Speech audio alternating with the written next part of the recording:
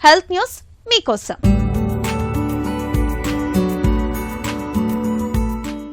బ్రష్తో పళ్లను తోముకోవడమే కాదు, సన్నటి దారంతో పళ్ల మధ్య కూడా శుభ్రం చేసుకోవాలని డాక్టర్లు సూచిస్తూ ఉంటారు.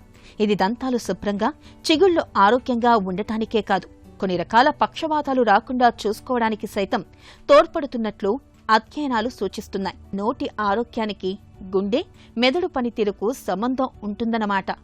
ఒక దీర్ఘకాలిక అధ్యయనంలో 6000 మందిని 25 ఏళ్ల పాటు పరిశీలించారు. క్రమం తప్పకుండా ఫ్లాసింగ్ చేసుకునేవారికి మెదడు రక్తనాళాల్లో రక్తం గడ్డకట్టడం వల్ల వచ్చే పక్షవాతం ముప్పు 22%, గుండెలో నుంచి రక్తం గడ్డలు మెదడుకు చేరుకోవడం వల్ల తలెత్తే పక్షవాతం ముప్పు 44% తక్కువని పరిశోధకులు గుర్తించారు. అంతేకాదు, పక్షవాతం వచ్చే అవకాశాన్ని పెంచే గుండె లయ తప్పడం సైతం 12% తక్కువని తేలింది.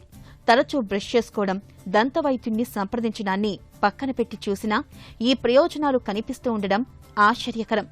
ఫ్లాసింగ్తో చిగుళ్లవాపు, నోట్లో హానికారక బ్యాక్టీరియా తగ్గడం ఇందుకు దోహదం చేస్తూ ఉండొచ్చని పరిశోధకులు భావిస్తున్నారు.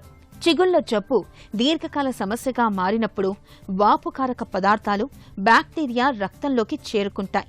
ఇవి రక్తనాళాలను దెబ్బతీయడం, రక్తం గడ్డలు ఏర్పడడం వంటి వాటికి దారితీస్తాయి. వీటితో పక్షవాతం ముప్పు పెరుగుతుంది. సంపూర్ణ ఆరోగ్యానికి నోటి శుభ్రత కీలకమని చాలా కాలంగా నిపుణులు చెబుతున్నది.